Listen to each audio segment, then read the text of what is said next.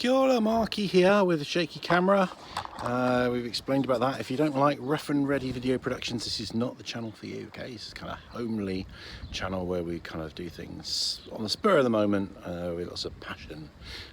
All content and no style whatsoever. Style-free zone.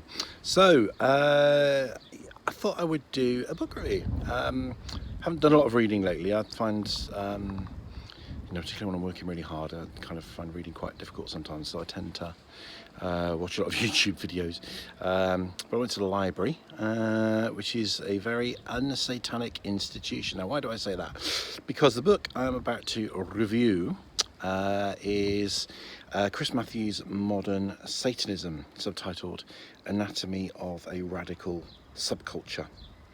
Okay, so just to say at the start, I'm not a Satanist of any description, and there are lots of different kinds of Satanists, but I'm very interested in subcultures, and that's very helpful with my work as well, because I work with a lot of people that belong to different subcultures, so it's always useful to be aware of these things, and I also like to demystify them. So yeah, so I chanced upon this in the library. It looks interesting, and obviously I read it. So what did I think of it? I really enjoyed it. I think it was well written and intelligent. Made reference to lots of things in passing without much explanation, but luckily for me they're all things that I knew a little bit about. I think if you hadn't already done a certain degree of reading or knew a little bit about the subject, a lot of this book probably wouldn't make much sense. So it's kind of aimed at somebody who knows a little bit about the subject. So my main criticism is the title, which I think so there's a bias to this book, and in all fairness the author states the bias. And the bias is not a religious one, which you might have been expecting. It's a political one, and we'll explain what that's all about in a second. So it's great. So the bias is declared in the, I think it's actually in the what I always used to call the flyleaf. I don't know if people still call that anymore. The kind of the little kind of piece that's on either section of the cover. So declares his bias against and what he sets out to do in the book. However, I wish this was kind of reflected in the title, really, because so what it should have been entitled really would be the politics of modern Satanism, a critique, or something like that, or the dangers of the politics of modern Satanism, or lesser known truths about the truth about the politics of Satanism. So that's kind of my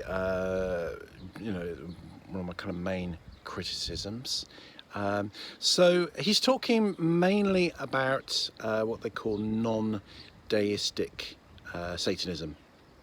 And I talked about this a bit in other videos. So this is the thing that kind of really surprises people, is that the bulk of Satanists around the world, the vast majority of Satanists don't believe in Satan. So much as the press likes, and people kind of people seeking kind of drama like to talk about devil worshippers, the main kind of known satanic organisations are not devil worshippers. They don't believe in the devil. And they don't believe in God either, but they don't like Christianity very much, and they think that the messages of Christianity are unhelpful.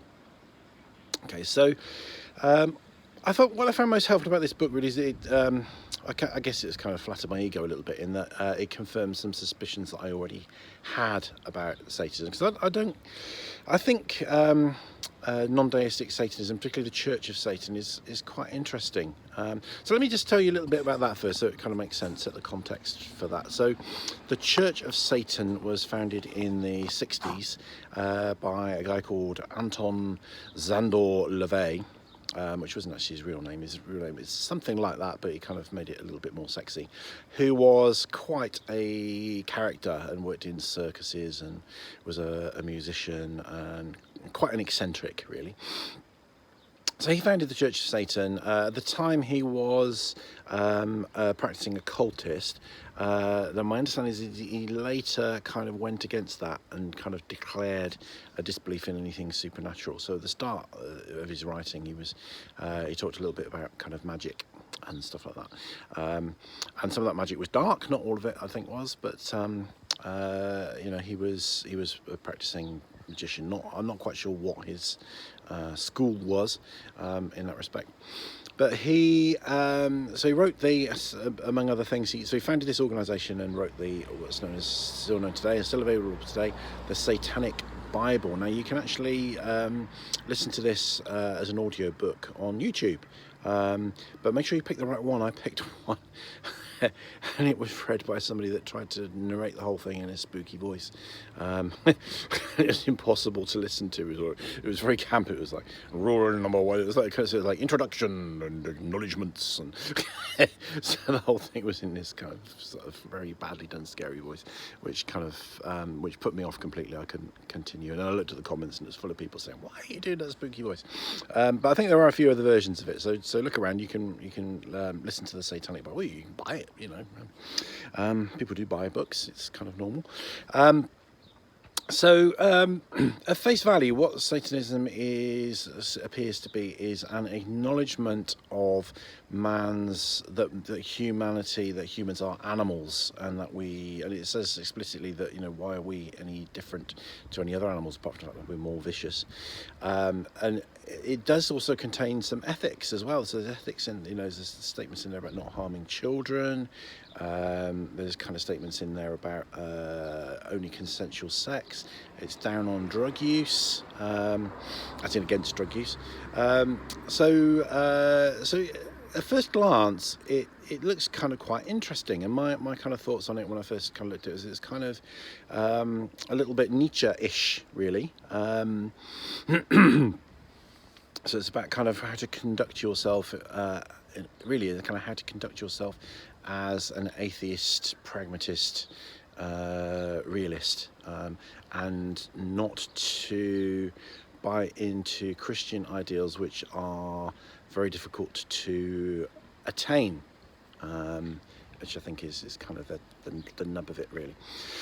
So it looks kind of fairly kind of benign, really, but I watched a really interesting interview with Anton LaVey's daughter. I can't remember her name. He had two daughters who both kind of were involved in the Church of Satan, and I think both went in different directions in the end.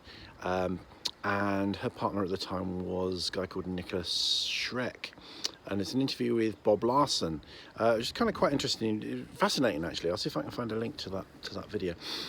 So Bob Larson is a evangelical Christian broadcaster, and yeah, I personally, I wouldn't trust him as far as I could throw him. Really, there's something about Bob Larson that kind of makes the hairs on the back of my neck kind of stand up. And he was doing this interview with them, and they were actually far more intelligent and eloquent and articulate than he was, and he just wasn't getting it, really. So they were saying things like that they are amoral, they don't judge things as good or bad. So, and he kind of repeatedly asked them questions. So, you know, do you think that this massacre was good or bad? And they were saying, well, we don't judge things as good or bad. Okay, would you think that, you know, 9/11, it wasn't 9/11, but 9/11 was bad? Well, we don't judge things as good or bad. And it's like, come on, Bob, use your brain. Stop asking stupid, you know, you get the concept, you know. It might not be how you see the world, you know, obviously, you know, Bob Larson sees the world very much in terms of good and bad, but they don't, you know, so stop asking stupid questions. So they came out of it in a way quite well, I think, because they were both representing the Church of Satan at the time. I think Bob Larson didn't come out so well, really, not in my view, anyway. But one of the things that kind of struck me was that I thought, you know, it's kind of slight fascist overtones to some of the things that they were saying. So, and this book is all about that, really, and that's why I think the title should be slightly different. So it does give background, it does give the history of the Church of Satan, it does talk about Anton LaVey's background and stuff like that, and covers some interesting things along the way. But really, it's a book about how why Satanism is bad, because basically it's completely enmeshed with Nazi and fascist philosophy, and he makes a very good case for that. and it is. Now, you wouldn't necessarily pick that up at first glance. You would have to read a little bit around the edges, because the Satanic Bible doesn't kind of, state this in kind of black and white. But it does. If you look at some of the people that Anton LaVey recognises as kind of pioneers of Satanism, a lot of them are neo-Nazi or fascist writers. So what do I mean by this? The neo-Nazi thing. So it's a kind of the philosophy that's embedded in Satanism is that. What they call social Darwinism, really, which is a misapplication of the scientific principles, where the kind of survival of the fittest is seen as a fact that society should not protect or nurture the weak, but should actually kind of wipe out the weak because, or at least subdue the weak and not allow them to prosper. Because if you allow the weak to prosper and you help the weak, I mean, I don't like the term weak, but what they mean by weak, I guess, is people that are of lower intellect or maybe not so high functioning, that you strengthen the race by allowing the strong, which I guess is the intellectual and the superior in what ways, I don't really know, to thrive. So that really is the essence of kind of fascism, really, and they kind of deny the racist element of fascism, and I guess when they talk about the race, they're talking about humanity. The author does make the point that, well, you're rebelling strongly against Judeo-Christianity, so therefore, this could easily slip into anti-Semitism. So, excuse me, really interesting point. So, and I think one of the things I like about the book is he covers all the. He's very honest about things like he recognises, and there's a chapter, or at least a half chapter, dedicated to the fact that a lot of people are what he would call aesthetic Satanists, and a lot of people would call ideological Satanists. So a lot of people that would describe themselves as Satanists, who aren't, most of whom he also acknowledges wouldn't actually be a member of any organisation. They would be kind of people that just maybe have become aware of that philosophy, or have come across, developed, really come to the same place themselves from their own kind of thinking, and that some of them would be completely oblivious to the kind of the fascist elements to Satanism. And I think that's very true, because it's something I've not come across before, and I've talked to a lot of people about Satanism. I've met Satanists, and none of them have kind of talked about it being a right-wing quasi-political thing. So I think that's well acknowledged, really, that I think it's good that and well put that, and the distinction aesthetic Satanists versus ideological Satanists is a very good one. So where the book, I think, again, whether it irritated me a little bit is that I think the author overstates his case, really, because it becomes very clear, really quite early into the book, what he's saying, and the connections, and it's very clear stuff. Okay, so he's talking mainly. He's not just talking about the Church of Satan. He's talking about the Temple of Set, which is a very different organisation, but one which was a kind of splinter movement from the Temple of Satan. And for example, in the Temple of Set, the reading list is a couple of books that are kind of, one of which is called Might is Right, and that's kind of quoted in the Satanic Bible as well, I believe, which is kind of very, very Nazi. So, but not everybody gets that far. People don't get into the reading list, and I think most of the people that kind of are drawn to Satanism, are probably, generally speaking, people that don't feel like they quite fit in or quite belong in society. I think that's often what draws people into these kind of groups. And the Satanic Bible is very flattering. It kind of from the start, it kind of from this is based on the author's work. it kind of flatters people and kind of tells them that they're different to the herd, they've got a different mentality, and that they are superior.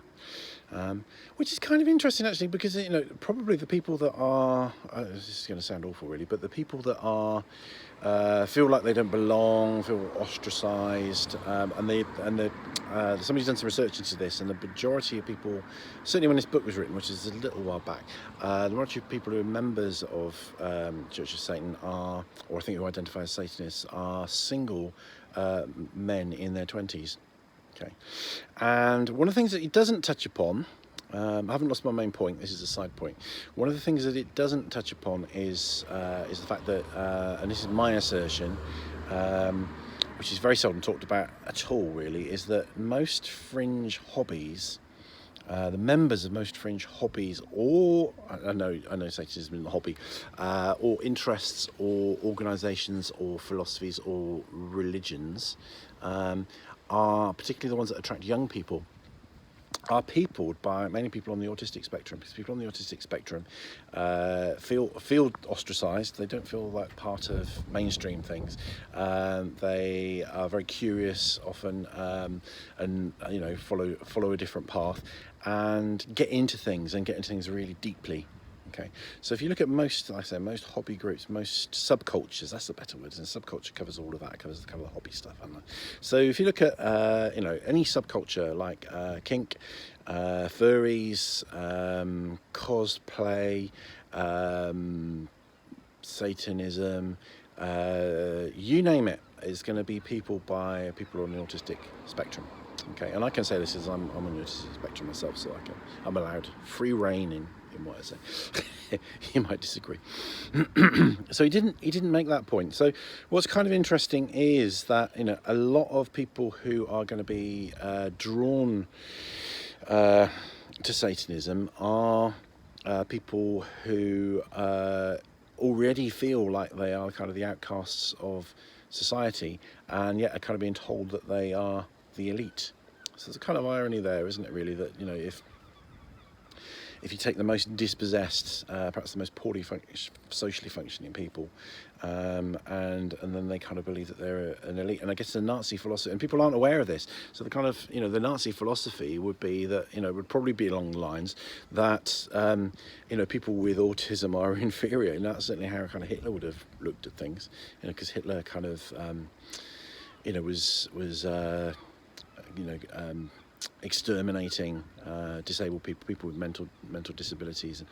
Certainly, sort of back in the day, you know, somebody that presented with autism, ADHD, neurodiversity would probably, you know, been looked at in very much the same eyes as somebody with an intellectual learning disability. So yeah, so a little kind of irony there that that is kind of making the elite out. It makes me think of. Was it Octopussy, the Bond film, where they're setting up a kind of Nazi-ish kind of utopia? Is it on the moon or Mars? And you know, the henchman Jaws is kind of, you know, helping out and plans to go to this racially pure civilization, and his girlfriend has got glasses, and at the last minute he kind of realised, hang on a minute, you know, they're all perfect physical specimens with no, you know, no myopia, no no illnesses. She's gonna, you know, she's going to be eliminated, you know, and he changes sides. So kind of just, you know, interesting there, really. It's quite a subtle point, and I hope I haven't offended anybody in the making of that point, but and I'm talking about perceptions, not how things actually are. So that was kind of interesting. Book's not brilliantly edited. A few little annoying things. So it's like the talks a bit about other forms of Satanism, and it talks about the Order of Nine Angles, but keeps referring to it as the Order of Nine Angels. You know, several times, you know, every time it's referred to the Order of Nine Angels, and it is angles, not angels. So that was kind of annoying, but that's down to editing, I guess. Great book, very interesting.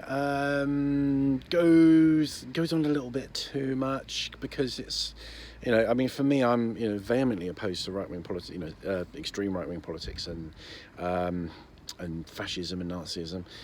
So once you've kind of made the connection that there's a strong Nazi influence over non-deistic modern day Satanism, you don't necessarily have to kind of say too much more. Really, it's kind of like, I know, for most people abhor right-wing politics, and we kind of get that it's bad. Really interesting. Doesn't touch on the spiritual at all. Which is kind of interesting, and it's kind of interesting because I like to look at things. I like to kind of step out of my own perspective and try and see things from the different perspectives of different people.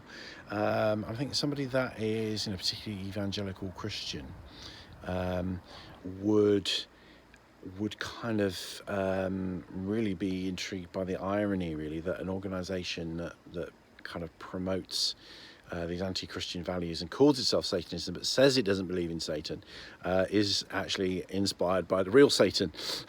so for Christians, I guess, they wouldn't be kind of their sense of alarm at this organisation wouldn't be ameliorated by that knowledge that Satanists of that persuasion don't believe in Satan, because they would say that, is it a C.S. Lewis quote? That I think it's C.S. Lewis, that the greatest the thing that Satan most wants to do is make you believe that there is no Satan. So it's an organisation that doesn't believe in Satan that kind of espouses these anti-Christians, or the antithesis of, that's why it's called Satanism, because it's the antithesis of Christianity.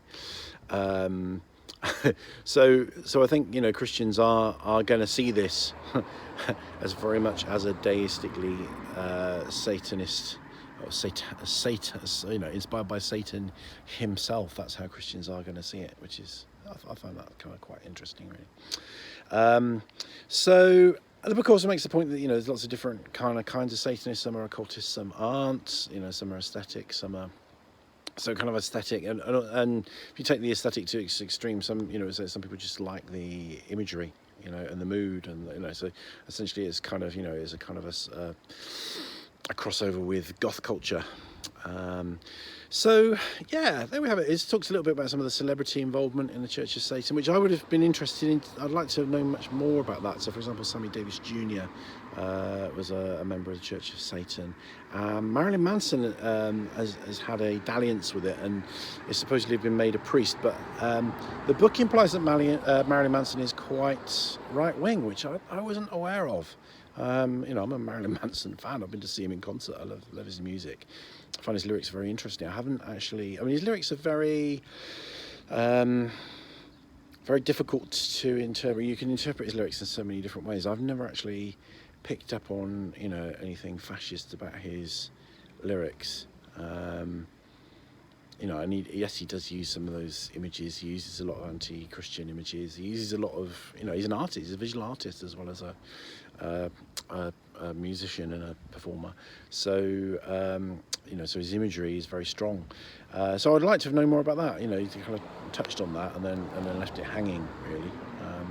So that was a slight disappointment, but very enlightening book. Very, but the truth of the matter is, whether you're aware of it or not, is a very clear-cut case that non-deistic Satanism and Temple of Set, which is deistic actually, but those kind of sides to the modern satanic movement have a massive amount of Nazi and fascist ideology embedded within them, and it's not that overt when you scratch the surface, but dig only slightly deeper and it's there in spades. Sort of mixing my metaphors there with digging in spades. So therefore, a very useful book. I'm really glad that I came across it. I enjoyed reading it. There's not a huge amount of humour in there, but I did like it mentions touches on Lovecraft in there, and it refers to Lovecraft as a serial abuser of adjectives, which made me laugh out loud. I chuckled at that. So not many jokes in there, but that one was good. Check it out if you're interested.